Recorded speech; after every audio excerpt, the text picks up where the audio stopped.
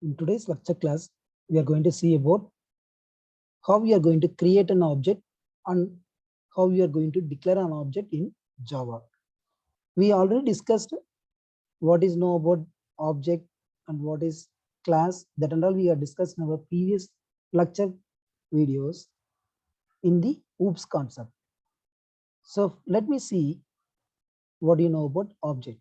Object is nothing but is an instance of a class. So what do you call as an instance of a class? Any real-time entity we will call it as a what? That we consider as an object. So class is what? Class is a template from which objects are formed. Hence object is we call it as a what? Instance of a class. See, consider an example, real-time example. Book objects are book, pen, table, chair, board. Apart from this, let us just say with a simple example. Take consideration of car. Car is what? Car is an object. Okay, one type of real world entity. So what we call as a class there? Class is nothing but a blueprint for manufacturing the car. So what are the what are the manufacturing functions we are using in the car? We need engine, brake, clutch, and designing that and all. We are that consists of where consists of in class. So class is nothing but it is a template or we call it as a blueprint for an any objects. So that we can say what? Class.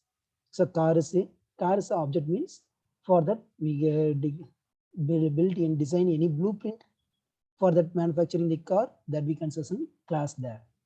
So in this, what are the attributes is nothing but that here clutch, brake, engines and spare parts, tires, whatever it is, whatever the different attributes that we consider what attributes of a class. So see here, object is an instance of a class. So we say that object is a real entity. Book, pen, table, chair, and board are we call it as a word simply called as a real entity of any objects. So object is an entity which has state and behavior.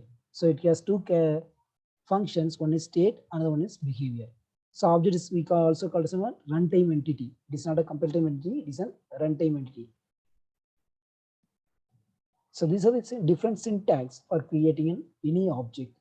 So first of all, we know that class name space object name. So for declaring any reference to object, we need the class name over there. So from that class name only we are getting the object name here. So then object name equal to new class name. So object name equal to what? New class name. Why you are giving means for allocating the memory. Next, both first one and second one syntax both combined together. Class name space object name equal to new class name. This is the simple syntax for creating any objects. So now you see this simple example. Here student is our class name there. Student 1 is our object name. It's like we have seen in the syntax. Student 1 declaring the reference to an object. So in the consider in class, we are having different students there. If you are having 100 students in the class, all these 100 students that we consider what objects. So whole common name we call it as what student. So that is our class name here. So let's see this another one, another allocating how we are going to allocate the memory to the objects. Student 1 equal to that is object 1 name equal to new student name, that is new class name function. So the next one, both combined together, that is student 1 equal to new student of, that is new student function. How we are going to access the class members in the program that we are going to see in this slide. So accessing class members is nothing but as we are outside of the class. That means that if we are not declaring any variables in the inside the class, it is outside of the class, it is not possible to access class members directly. That class members is what means instant variables and methods. So we should follow the following syntax to access the class members using dot operator over there. So these are the syntax for accessing the class members. Object name dot instance variable name equal to value. then object name dot method name of parameter list. So see this example here. Student, that is S1, student 1 name here, S1, student number dot student number equal to 101. So student number is what? 101 for S1 object name. Okay. So by using the syntax, object name is what? S1, and instant variable name is what? Student number equal to value, that is 101. Then S1 dot student name equal to what? Method name I'm giving here. The student name equal to Agarwal. This is also first syntax only. Then S2 dot student number equal to another one student name I'm giving here. Student number is giving here 110, and student name is what? Philip. Here I'm giving the right side. Here I'm going with the second syntax, that is object name dot method name of parameter list. So what is the object name over there? S1 dot get input of what are the inputs here? 202 comma Bushan.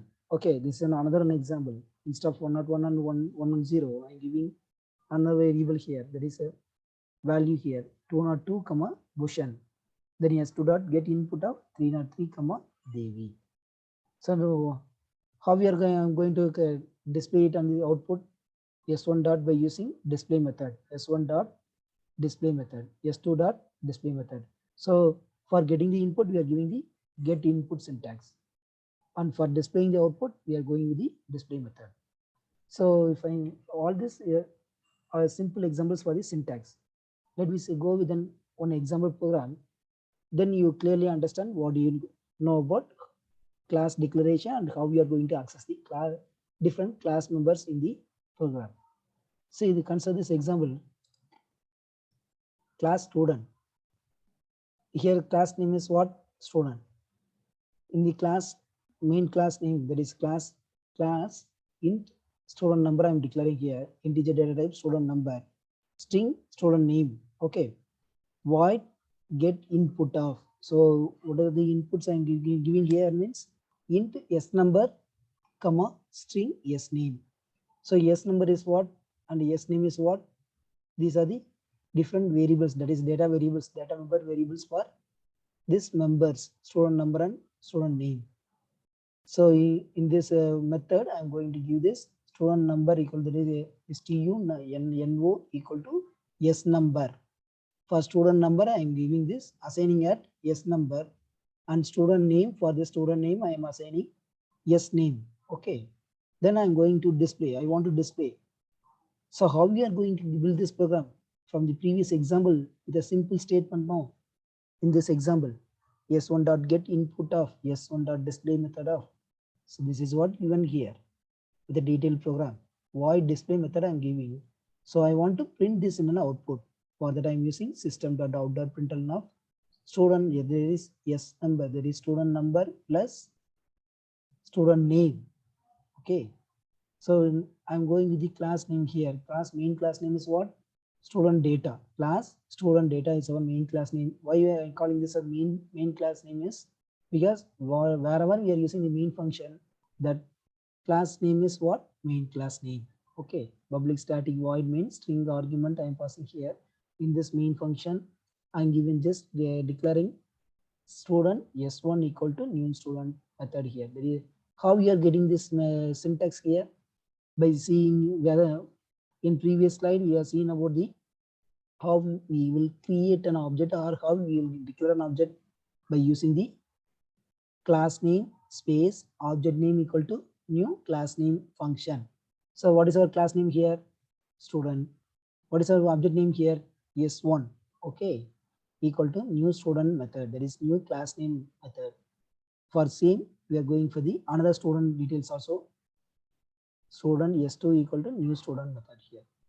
So for student 1 and student 2, that is by using the object variable S1 and S2, we are going with the get input method. What is the get input method we are giving here?